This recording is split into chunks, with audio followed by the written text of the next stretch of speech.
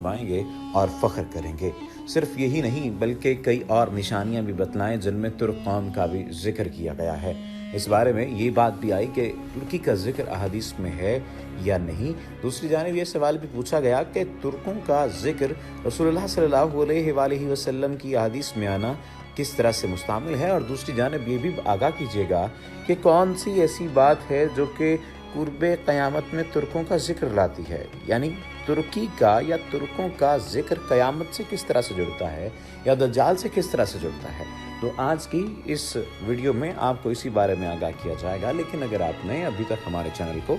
Subscribe नहीं किया तो सब्सक्रिप्शन का बटन दबाकर सब्सक्राइब कर लीजिए ताकि आइंदा आने वाली तमाम वीडियोज़ आपको मिलती रहें। तुर्क कौम का जिक्र अहादीस में है और उनकी कुछ ज़ाहिरी अलामात भी रसूलुल्लाह सल्लल्लाहु अलैहि वसल्लम ने बयान फरमाई हैं। लेकिन इन रवायात में तुर्क से मुराद तुर्की मुल्क नहीं है, अलबत्ता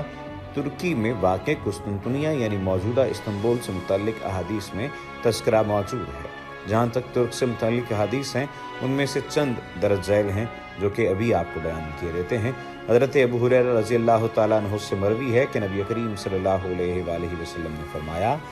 क़यामत उस वक्त तक कायम नहीं होगी जब तक तुम तुर्कों से जंग न कर लो। उनके चेहरे सुर्ख, नाकें चिपटी हुई और आंखें छोटी छोटी होंगी और उनके चेहरे चिपटी हुई कमान की मान होंगे।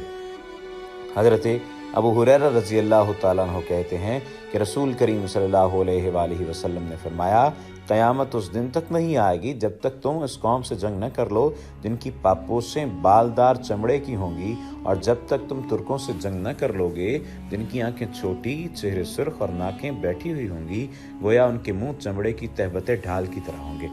तुर्कों से मुराद वो लोग हैं जिनका सिलसिला नस्ब याफिस बिन नौ से चला था। इन लोगों के मुरसे आला का नाम तुर्क था, इससे पूरी कौम को तुर्क कहा जाने लगा। नबी करीम सल्लल्लाहु अलैहि वसल्लम के सहाबा में से एक शख्स से रिवायत है कि हुजूर नबी करीम सल्लल्लाहु अलैहि वसल्लम ने फरमाया, तुम हबशियों को उनके हाल पर छोड़ दो जब तक कि वो तुम्हें तुम्हारे हाल पर छोड़े रखें, और तुर्कों को भी उनके हाल पर छोड़ दो जब तक कि वो तुम्हें तुम्हारे हाल पर छोड़े रखें। अब सवाल यहाँ पर यह पैदा होता है कि ये तीनों हदीस हैं और तीनों हदीस में मुख्तलिफ तरह से जिक्र आया है। यहाँ एक सवाल ये पैदा होता है कि कुरान ने तो ये हुक्म दिया वक़ातिलुल मुशरिकीन काफ़ा,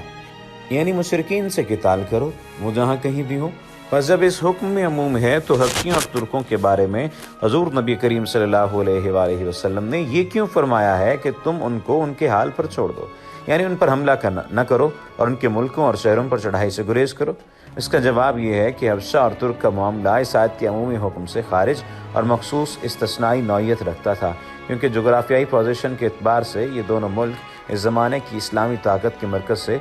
बहुत दूर दराज फासले पर वाक़ थे, और इस्लामी छावनियों और इन मुल्कों के दरमियान दश्त व बयाबां का एक ऐसा दुश्वार गुजार सिलसिला हायल था जिसको आम हालात में अबूर करना हर एक के लिए मुमकिन नहीं था। लिहाजा हुज़ूर नबी करीम सल्लल्लाहु अलैहि वसल्लम ने इस बिना पर मुसलमानों को हुक्म दिया कि इन दोनों मुल्कों के ख़िलाफ़ कोई इक़दामी कार्रवाई न की जाए और इन लोगों से उस वक्त तक कोई तारुज़ न किया जाए जब तक कि वो ख़ुद तुमसे छेड़ न निकालें। बस अगर वो तुम्हारे खिलाफ जारियत का इर्तिकाब करें और अपनी फ़ौज और ताकत जमा करके मुसलमानों के शहरियों और इस्लामी मराकज़ पर चढ़ आएँ तो इस सूरत में उनके खिलाफ नबर्द आजमा हो जाना और उनके साथ जंगो क़िताल करना फ़र्ज़ होगा। या एक बात ये कही जा सकती है कि हज़ूर नबी करीम सल्लल्लाहु अलैहि वसल्लम ने जो ये हुक्म दिया था कि इस्लाम के इब्तदाई ज़माने का वाक़या है, जबकि इस्लाम और मुसलमानों के पास इतनी ताकत और इस कदर ज़राए नहीं थे कि वो इतने दूर दराज इलाकों तक इस्लाम की पेशरफ्त को बढ़ाते। चुनांचे बाद में जब मज़कूरा आयत नाजिल हुई और इस्लाम को ताकत मुयस्सर हो गई तो हुजूर का ये हुक्म मनसूख करार पाया। रही बात तुर्की की और तुर्की के शहर कुस्तुनतुनिया की, तो इससे मुतालिक हदीस में एक ज़िक्र मौजूद है। हज़रत मुआज़ बिन जबल रज़ी अल्लाह तआला अन्हु कहते हैं कि रसूल करीम सल्लल्लाहु अलैहि वसल्लम ने फरमाया, बैतुल मक़दस का पूरी तरह आबाद हो जाना मदीना मुनव्वरा की खराबी का बाइस होगा। इसी तरह से मदीना मुनव्वरा की खराबी फितने और सबसे बड़ी जंग के वक़ूअ पज़ीर होने का सबब होगा, और इस सबसे बड़ी जंग का वक़ूअ पज़ीर होना कुस्तुनतुनिया की फ़तह होने का बाइस होगा, और कुस्तुनतुनिया का फ़तह होना दज्जाल के ज़ाहिर होने का सबब